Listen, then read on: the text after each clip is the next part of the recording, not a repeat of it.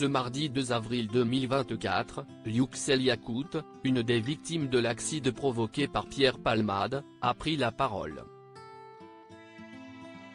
Dans un entretien accordé à RTL TV, le père de famille est revenu sur ce drame qui a bouleversé sa vie. Il a aussi fait part de son sentiment envers l'humoriste. Pierre Palmade, responsable d'un grave accident de voiture le 10 février 2023, la vie de Pierre Palmade a pris un nouveau tournant. En effet, l'humoriste a été impliqué dans un grave accident de la route, en Seine-et-Marne. Sous l'influence de stupéfiants, le véhicule du comédien a violemment heurté une autre voiture, entraînant des dommages considérables.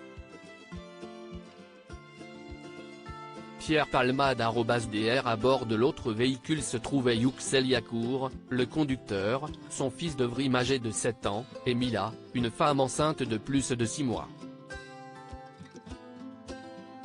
Malheureusement, dans cet accident, la jeune femme a perdu son bébé. Plus d'un an après le tragique événement, elle peine toujours à se remettre et souffre de détresse psychologique importante. Et ce n'est guère mieux pour Yüksel Yakut et son fils.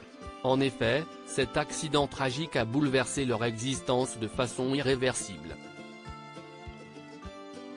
Dans un entretien accordé à RTL TV, le père de famille a dit cette phrase bouleversante: « Avant, j'avais une belle vie.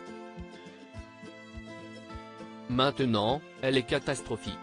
Yüksel Yakut refuse de pardonner à l'humoriste pour le moment, la date du procès de Pierre Palmade reste indéterminée. Ce dernier vit actuellement du côté de Bordeaux, près de sa sœur. Il a même été vu dans une boîte de nuit. Une attitude qui a provoqué la colère de Yüksel Yakut. « Quand je l'ai vu s'amuser en discothèque, j'ai pensé à tout ce qu'il a fait subir à Mila, à mon enfant et à moi. » Il faut dire que Yüksel Yakut attend le procès de Pierre Palmade avec impatience. En effet, il souhaite, plus que tout, voir l'humoriste être puni pour tout ce qu'il a fait. « Jamais, je ne pourrai pardonner à Pierre Palmade. CIST peut être un grand comédien français, mais pour moi, il n'a aucune valeur, lâche-t-il. » Depuis le drame, lui et son fils tentent de se reconstruire. Mais avec tout ce qu'ils ont vécu et qu'ils vivent encore, ce n'est pas facile.